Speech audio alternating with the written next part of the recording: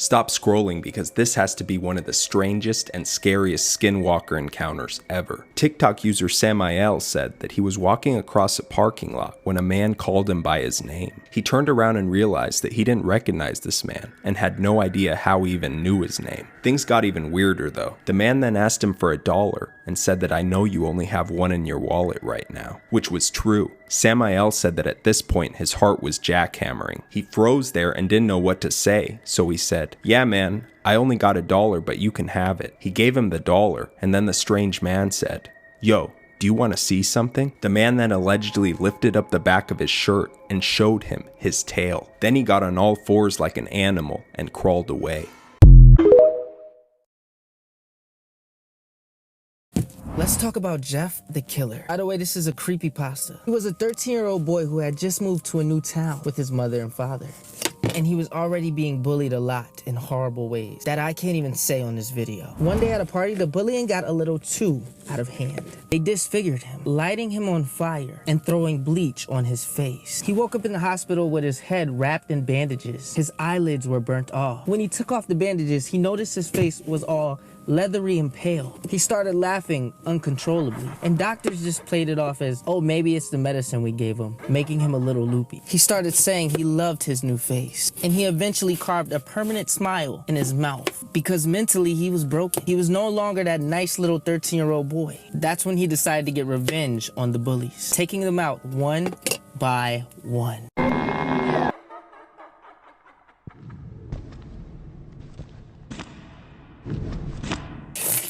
This watermelon's good. He even took his family's life. What did they do to you, bro? What did they do? Now it's stated that he comes after anyone who stays up late. This was the last photo someone took of him before he got them. This picture is supposedly cursed.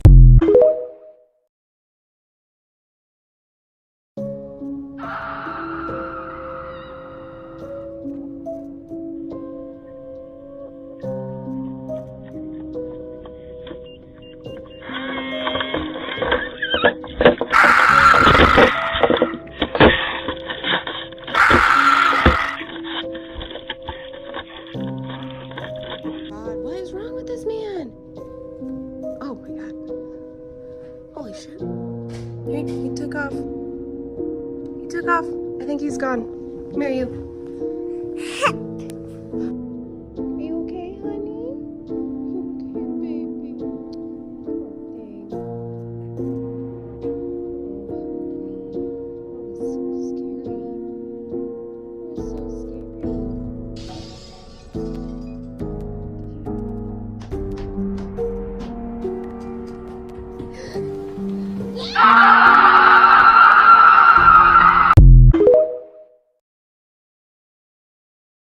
Cops came out of nowhere. There was countless times that we would see a cop and then all of us would disperse and run. They sneak up on us good. They sneak up on us real good this time. You go, guys, please don't run. And the way they said it, we're like, ugh, what's up? Like, well, I'm ready to run. Tell me why you said it like that. Yeah. But they're like, we do not care that you're drinking. Don't run deeper into the woods. Stay in this group and we're all going to leave together. And we're like, okay. Because they said it in a way that was like pleading.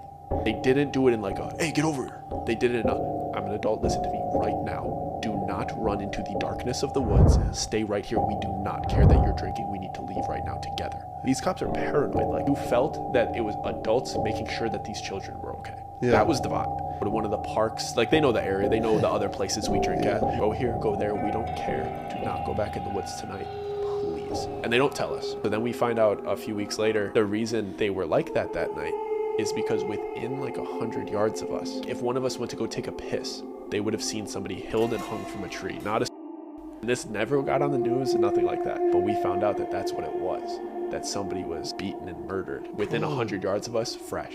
Crazy, why do you guys go there? What is wrong with you guys? What I'm about to show you is the photo Katrina Whalen captured on her Ring camera the other night. So Katrina lives alone down a long country road in West Texas. And 3 nights ago, she invited a friend over for dinner at 7 p.m. But 7 rolls around and her friend's not there. And then 8 rolls around and her friend is still not there. And that's when Katrina starts to hear footsteps outside. Slow at first, but then it starts to sound like someone is running full speed at her house. Thinking it's her friend, she goes to open the door, but no one is there.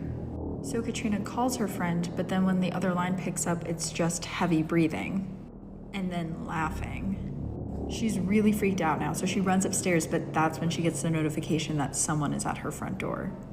And this was that someone. Katrina is still alive to tell the tale, but there's been an uptick in Reddit users complaining in West Texas of hearing someone outside and then answering the door to see no one is there.